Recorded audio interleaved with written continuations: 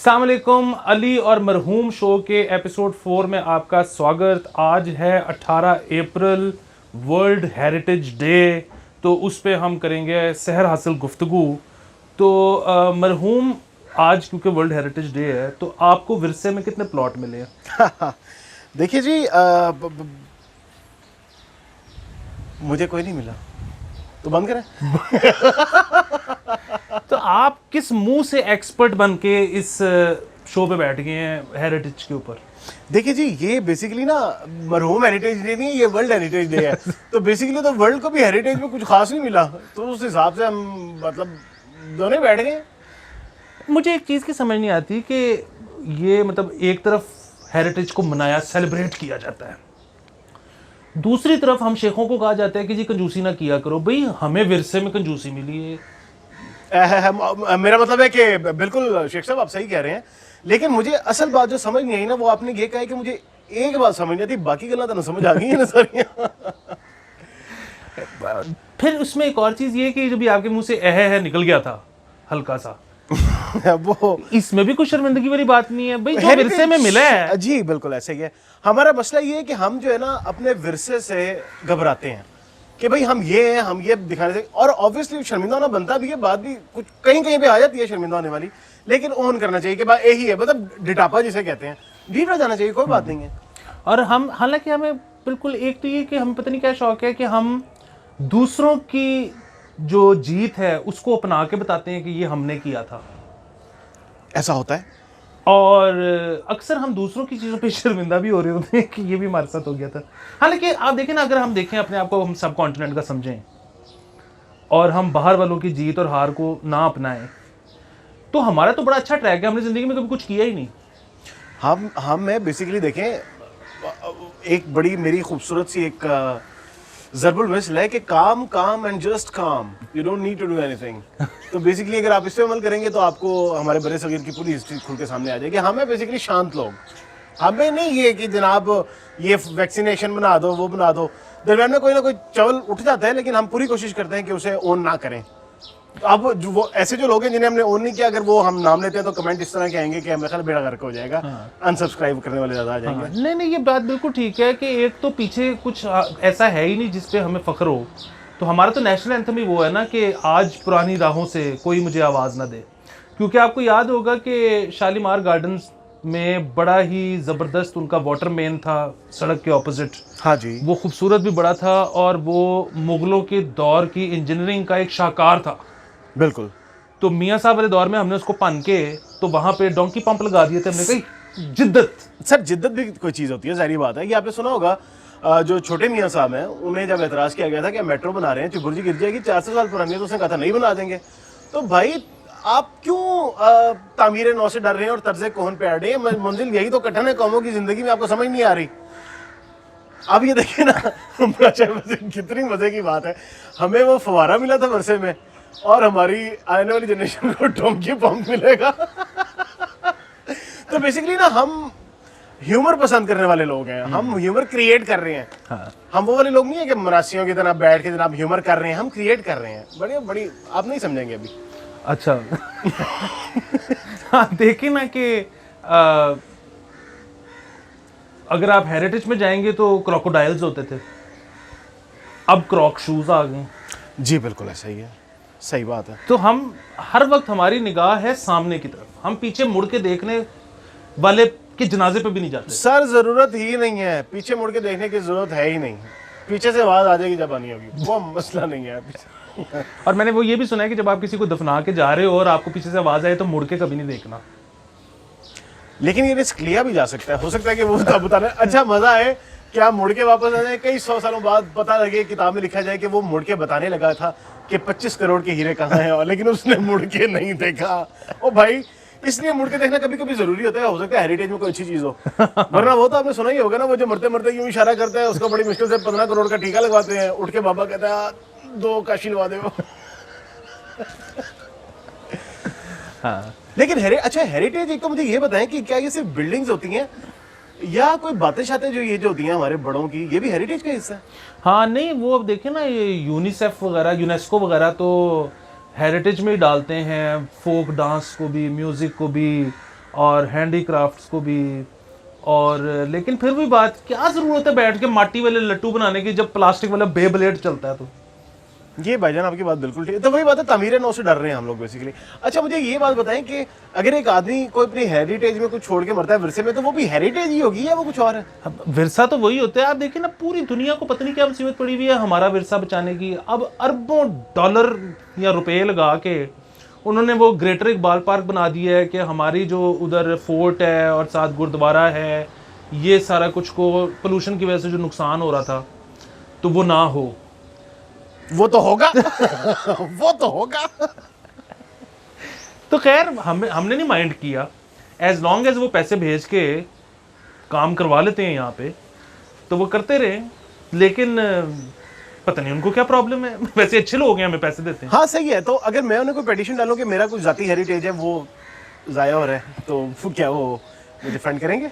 नहीं, वो असल में ना वो कब्जा ग्रुपों के साथ नहीं डील करते। क्यों? इसके लिए आपको खुद पैसे लगाने पड़ेंगे, हुकूमत को और पुलिस को और दीगर इदारों को। आप कह रहे हैं कब्जा ग्रुपों को वो नहीं सपोर्ट करते, तो अभी आप कह रहे हैं उन्होंने पार्क बनवाया? हाँ नहीं, तो वो किसी तो प्यो दी जमीन सी वो कितनी जमीन सी? नहीं, वो तो सरकार की ज़मीन थी जिसमें उन्होंने बेताशा पैसा लगा के और वो सिक्योर कर दिया। लेकिन आपकी जो हेरिटेज है वो कब्जा ग्रुपों के कब्जे में है। अच्छा, तो बेसिकली उसमें वो नहीं करेंगे, एसएचओ थाना नारकली ही मेरा कब्जा वागुजार कराएंगे? बिल्कुल। और ये भी तब है अगर आपके वालिद साहब ने फैसला कर लिया कि जायदाद में आपका भी हिस्सा होगा। यानी कि अगर मेरे वालिद साहब नाफरमान ना निकले तब ये सूरत हाल पैदा हो गया। ओके। और आपने रोज सुबह उठ के अखबार जरूर पढ़ना है, क्योंकि वो जो इसमें ना कि बोझा नाफरमानी मैं उसको आग करता हूँ, उसमें अपना नाम नहीं आना चाहिए कभी जिंदगी में। ठीक हो गया। तो अच्छा, तो इस तरह से अगर हमारे कोई मुगल बादशाह जिस तरह से जिनका हम विरसा संभाल रहे हैं, ये शालीमार बाग या जो भी हो गए, वो कहीं लिख जाते हैं कि आने वाली सारी नस्लों को हम जो है ना आग कर रहे हैं बावजह नाफरमानी, क्योंकि उन्हें पता होना चाहिए था कि बंदे तो आगे भी नाफरमानी आने हैं। हाँ नहीं, मेरे ख्याल में वो कारकुर गए थे, क्योंकि आजकल के दौर में मुझे जितने मुगल मिलते हैं वो खास अमीर नहीं होते। हाँ बिल्कुल ठीक है। जिस तरह हमार मेरे जहन में आ रहा है वो भी मुगल है लेकिन वो अमीर नहीं है, लेकिन उनके पास 2-3 गाड़ियां हैं। अच्छा, ये भी एक ना अलहदा गुर्बत का लेवल होता है कि 2-3 गाड़ियां होती हैं लेकिन बंदा अमीर नहीं होता। ये वाकई एक लेवल है। तो अच्छा, हेरिटेज की जहाँ तक बात है, मुझे ये बताइए कि ये जो हवा है क्या ये भी हमारे विरसे में शामिल है? हाँ, ये देखिए ना कि जिस हवा पे इंडिया ने गाना बनाया, हाँ जी, वो हवा उनकी है। जिस हवा पे हमने गाना बनाया वो हवा हमारी है। और कुछ लोग होते हैं उनकी हवा खराब हुई होती है। वो कुछ लोग, मैं अक्सर वो भी सुनता हूँ, कोई आप कैट कॉलिंग भी होती है ना कि वो कन्नी खा रहे हैं हवा पूरी करा ला है, उसका भी मुझे आज तक मतलब समझ नहीं आया। ओके, मुझे भी नहीं पता लगा इसका। हाँ। लेकिन कोई बात नहीं, इस पे हम एक अलग शो रख सकते हैं क्योंकि हवा मेरे ख्याल में पूरी होनी चाहिए। हाँ। अच्छा, तो हेरिटेज पाकिस्तान में कोई ऐसी जगह है जो आपके ख्याल में वाकई हेरिटेज है जिन्हें देख के मजा आ जाता हो, या कोई ऐसा सीन नहीं है? यहाँ पे मुझे लगता है कि सबसे बड़ी हेरिटेज हमारी अरफा करीम टावर है। उसकी वजह ये कि उसके अंदर घुसना एक काम है, ना आपको गाड़ी की पार्किंग मिलती है, अंदर चले जाओ तो 26 जगहों से वेरिफिकेशन होती है और कार्ड स्वाइप कराने पड़ते हैं।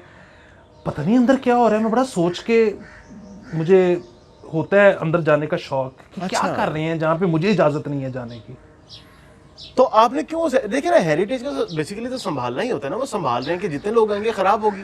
हाँ। फिर लोग वो सोवेनियर्स के तौर पे चीजें उखाड़ के ले जाते हैं, वो भी मसला होता है। जिस तरह से अगर शाही किले चले जाए ना, तो आपने वो शायद देखा हो जो शीश महल या क्या नाम है उस जगह का, सफेद महल या कोई बहरहाल वो एक महल है, वो बालकनी से बनी है। उसके अंदर पता लगता है कि किसी जमाने में ना इसके अंदर कोई वो कीमती पत्थर टाइप लगे हुए थे और वो सारा ना लोगों ने चाकू से निकाल लिए।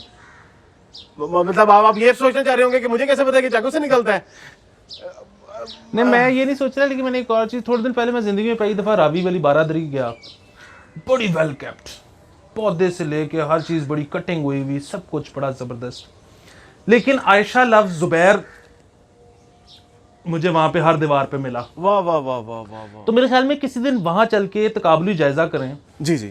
कि वो जो आयशा थी वो वहाँ पे आई, उसने लव जुबैर वहाँ पे लिखा और घर जाते 7 शफीक का रिश्ता आया हुआ था, उसने हाँ की और निकल गई।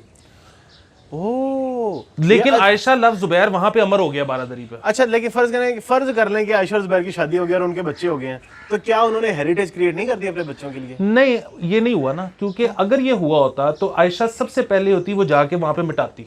ओके। और वैसे मुझे इस पे ना जुनैद जमशेद पे भी बड़ा गुस्सा है। क्यों? कि तुम्हारा और मेरा नाम दरख्तों पे लिखा होगा, कोई जाके मिटा दे। मतलब एक तो तूने दरख्त पे चाकू से नाम लिखा क्यों, बेचारे को तकलीफ हुई होगी, जानदार होता है दरख्त। दूसरा, मैं क्यों जाके, कोई जाके मिटा दे, तू खुद जा।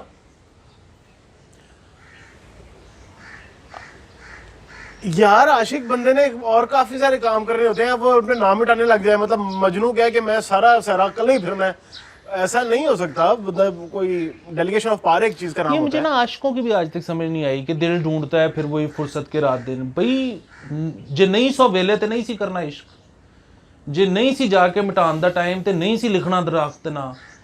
ये जो है ना कि अति पचती हर चीज करके बाकी दूसरों को सैंक्शन कर देना कि यार तू मेरा भरा, मैं लिखाया था इश्क के दौर में, तो तू जाके मिटा दे।